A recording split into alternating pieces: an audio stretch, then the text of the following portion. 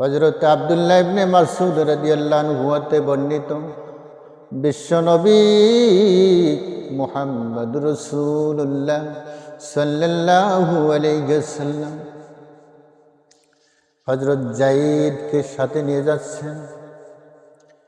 হঠাৎ করে নিষ্ঠুর কাফির পাপীরা বিশ্বনবী মুহাম্মদুর রাসূলুল্লাহ সাল্লাল্লাহু আলাইহি ওয়াসাল্লামকে পাগল ভেবে কিছু কিছু ছোট বাচ্চাকে লেগে দিলেন।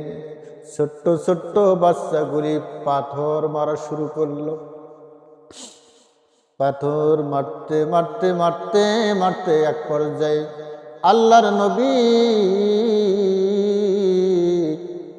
রক্তাক্ত হতে হতে রক্তক্ষরণ হতে হতে জুতায় রক্ত লেগে গেল।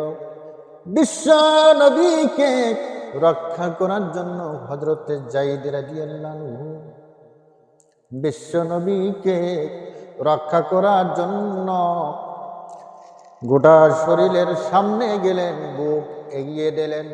সবগুলি তীর যেন আমার শরীরে লাগে। আল্লাহর নবী রক্তাক্ত হয়ে গেলেন। রক্ত যখন ঝরতেছে বিশ্ব নবী মুহাম্মদুর রাসূলুল্লাহ সাল্লাল্লাহু আলাইহি ওয়াসাল্লাম অজ্ঞান হয়ে মাটিতে পড়ে গেলেন। হযরত যায়েদ রাদিয়াল্লাহু আনহু লক্ষ্য করে দেখলেন আল্লাহর নবী অজ্ঞান হয়ে পড়েছে। কিছুক্ষণ পর যখন জাগ্রত হলো, কিছুক্ষণ পরে যখন হুঁশ ফিরে আসলো, বিশ্ব নবী মুহাম্মদুর রাসূলুল্লাহ সাল্লাল্লাহু আলাইহি ওয়াসাল্লাম বললেন, ও যায়েদ, আমাকে পানি দাও, পিপাসা লেগেছে। হযরত যায়েদ রাদিয়াল্লাহু আনহু লক্ষ্য করে দেখলেন কোথাও পানি নাই, পিপাসা লেগেছে, কোথাও পানি নেই।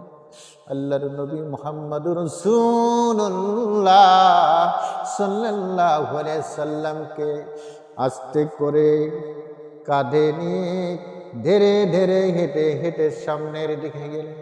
সেখানে দেখতে পারলেন কতগুলি ছাগল সেখানে চড়াইতেছে একজন রাখাল।